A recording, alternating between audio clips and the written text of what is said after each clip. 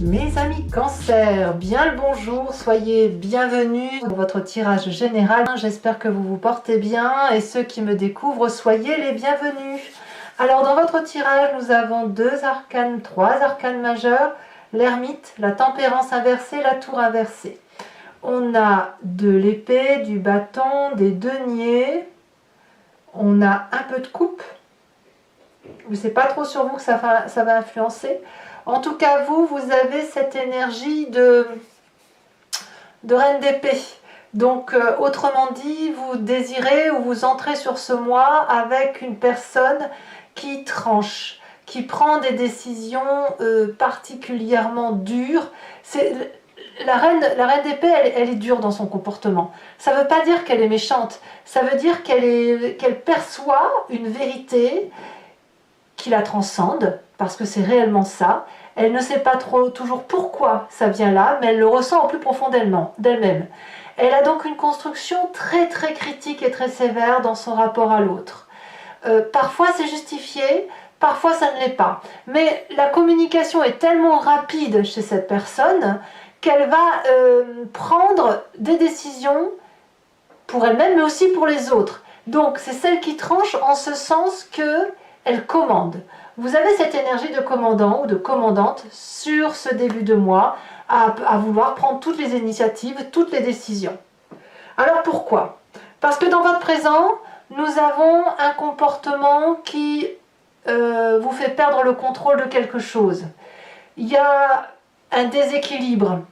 Alors je vais dire chaotique parce que c'est le mot qui me vient, mais c'est pas ça. C'est-à-dire que pour être bien, vous avez besoin d'équilibrer plusieurs éléments. Votre physique, votre corporel, votre intellect, votre spiritualité, votre relation affective. Et là, il y a quelque chose qui relève de la discorde. C'est imperceptible, mais ça l'est suffisamment assez pour que ça génère dans votre intérieur l'obligation de se défendre. Et cette défense, elle apparaît comment? Par des prises de décision anticipées.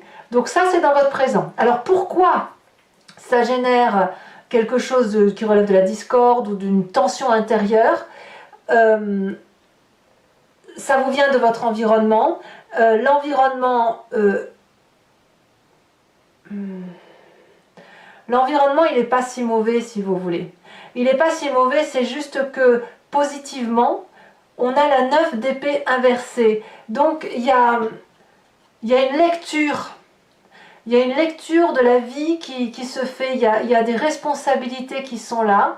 On prend conscience du poids de ces responsabilités. C'est pour ça que vous tranchez, c'est pour ça que vous prenez des décisions. Mais ça vous met en déséquilibre parce que dans l'environnement, ce que l'on voit, c'est que vous ne pouvez peut-être pas vous occuper facilement des personnes qui vous sont proches. Vous vous sentez alors instable, vous avez l'impression peut-être de perdre certains équilibres par rapport à vos besoins, à vous, à votre stabilité de foyer, à ceux qui vous portent.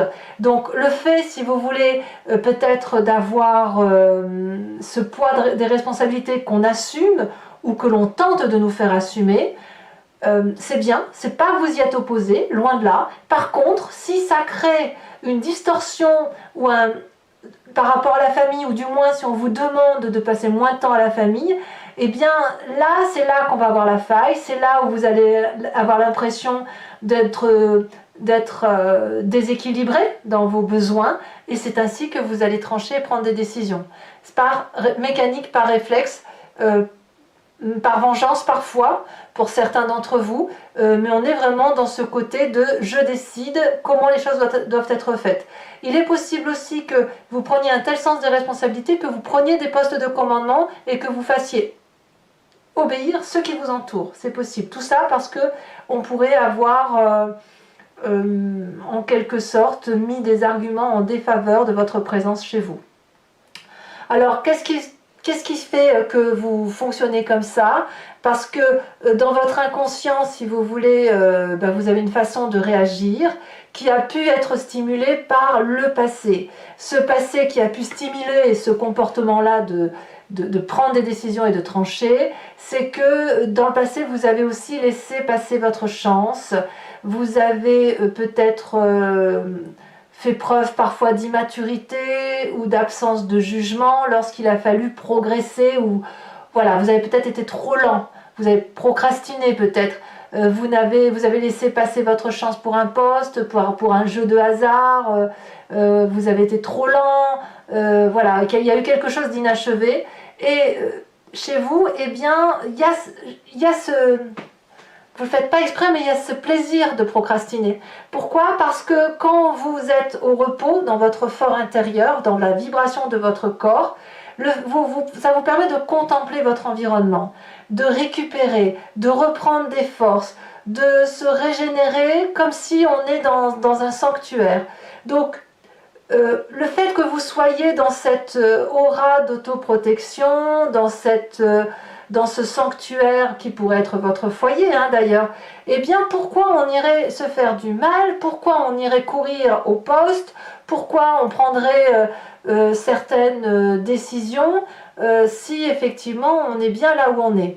Donc si vous voulez, ce qui vous tient vous à cœur particulièrement, c'est la nécessité de maintenir cet équilibre-là familial, tel un secret, tel l'endroit où on récupère ses forces, tel un sanctuaire, comme c'est dit, en sachant toutefois que vous avez parfaitement conscience que vous avez laissé passer votre chance, mais qu'aujourd'hui, dans l'environnement favorable, vous avez la possibilité de prendre des décisions, et des décisions qui vont vous permettre d'agir objectivement et de prendre la place que vous avez envie d'avoir ou qu'il vous est demandé d'avoir.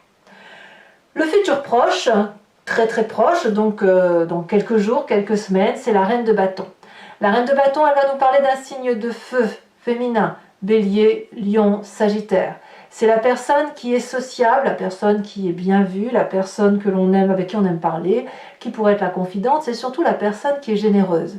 C'est une personne bien évidemment indépendante et particulièrement créative parce qu'elle a de l'assurance, elle n'a peur de rien, elle est passionnée, elle est fougueuse, elle a du charme, elle est vive également, donc elle a un côté un peu optimiste. Cette personne-là, elle peut vous être particulièrement favorable, et elle va peut-être vous rassurer, vous porter et vous guider possiblement dans les décisions que vous entendez prendre.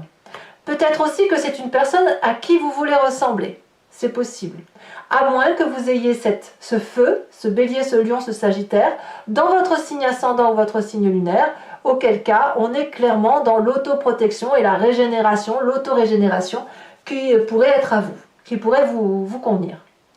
Alors, ce dont vous avez conscience sur ce mois, c'est que c'est pas le moment de fuir, c'est pas le moment de ressasser le passé, même si on sait qu'on a procrastiné. C'est pas le moment de vivre sous l'oppression. Et ici, on résiste au changement. Voilà, ça c'est bizarre que vous ayez ça quand même. Vous résistez au changement, mais moi je suis persuadée que c'est parce que vous avez besoin de protéger la famille, et même je dirais que certaines personnes ne sont pas les bienvenues chez vous, ça se sent là.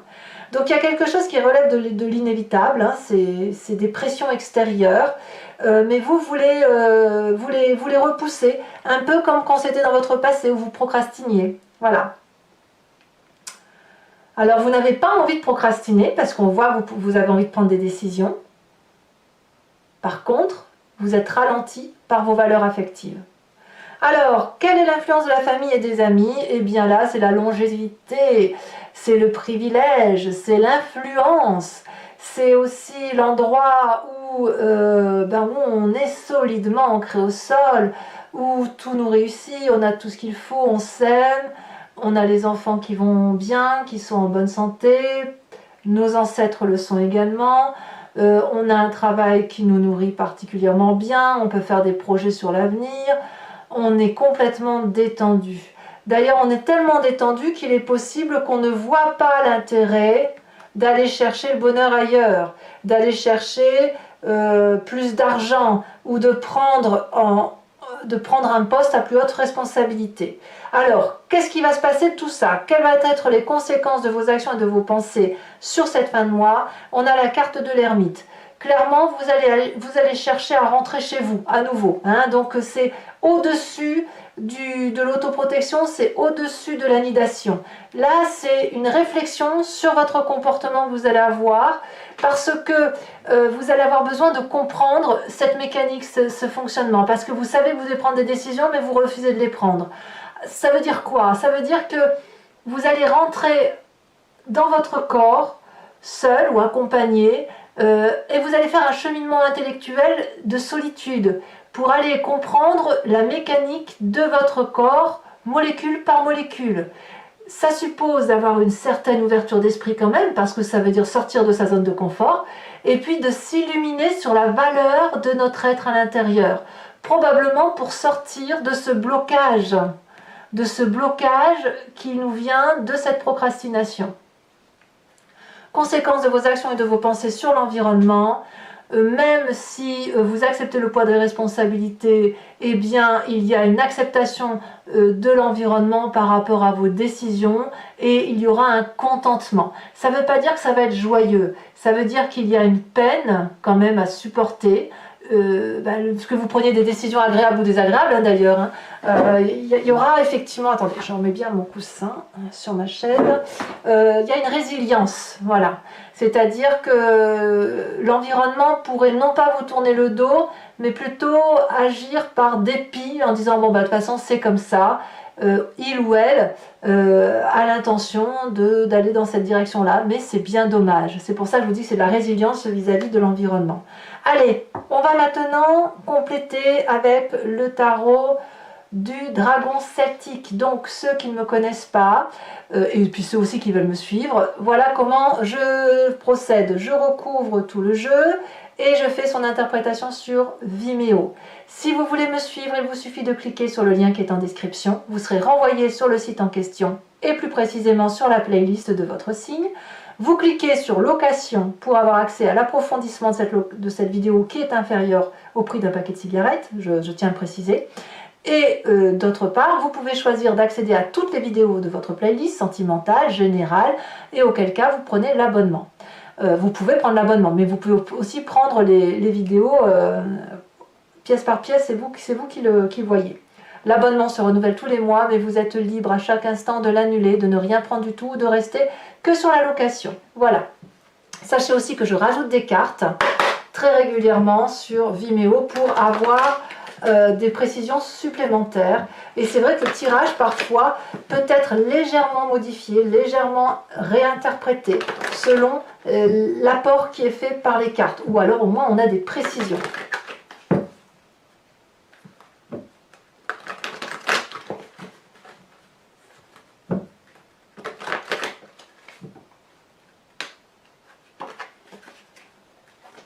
Vous réalisez peut-être qu'on attend beaucoup de vous, hein?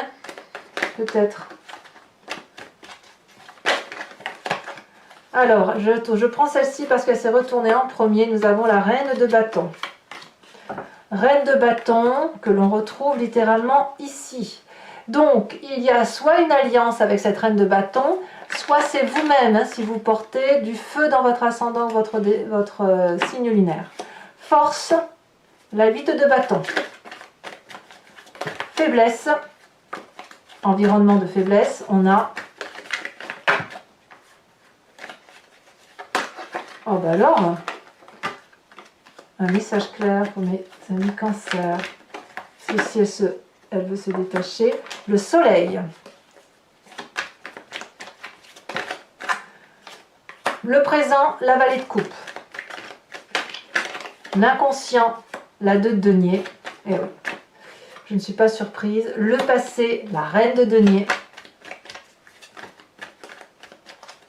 3 reines hein, quand même, c'est beau. Hein. Concernant le futur proche, la justice, règlement de compte avec la reine de bâton, ou soutien de la reine de bâton dans le cadre d'un procès peut-être. Sur votre état d'esprit, l'ermite, c'est incroyable, hein, l'ermite que l'on a ici et que l'on retrouve sur la fin de mois. La famille, 3 de bâton, il n'y a pas de souci, toujours du soutien. Conséquence de vos actions et de vos pensées sur vous-même, l'ermite. Ouais. Et conséquence de vos actions et de vos pensées sur l'environnement, la 6 d'épée. Alors, je vais également faire l'interprétation d'un tirage du grand jeu de Mademoiselle Lenormand. Il vous suffit donc ça sera fait sur Vimeo bien sûr, il vous suffit de réfléchir à une question ou de vous laisser porter par cette histoire, par ce que je vous raconte, si ça vous parle. Voilà. Et je ferai l'interprétation bien sûr sur Vimeo. Allez.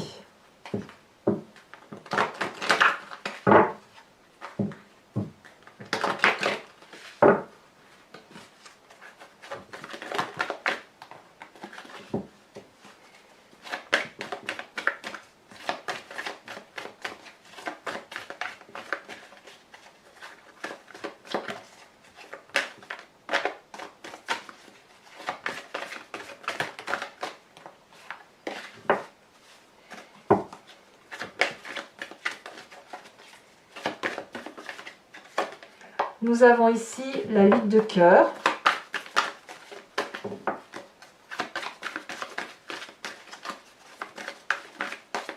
On a ici, deuxième carte, la 7 de pique. Ici, elle se détache, on a la 6 de carreau. On n'est pas très tendre.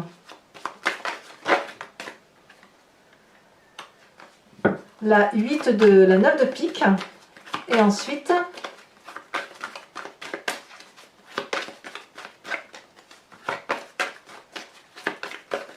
elle se détache, la 2 de trèfle.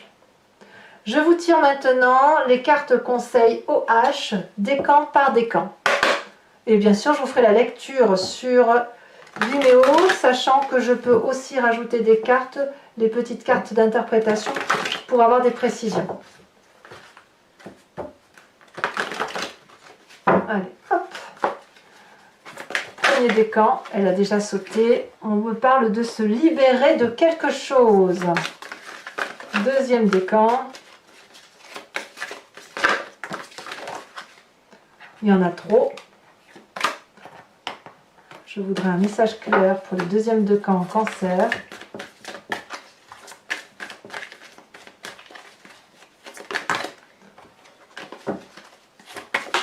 Ici, une dette. Et troisième décan.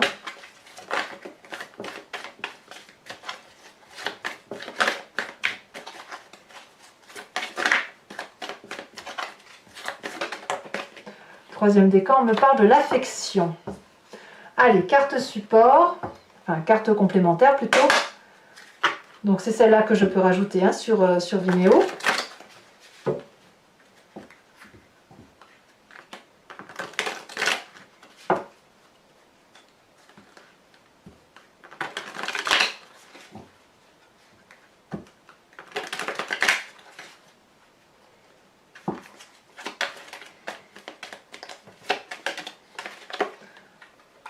Oh. Donc ça sera pour mes premiers décans. Pour mes deuxièmes décans,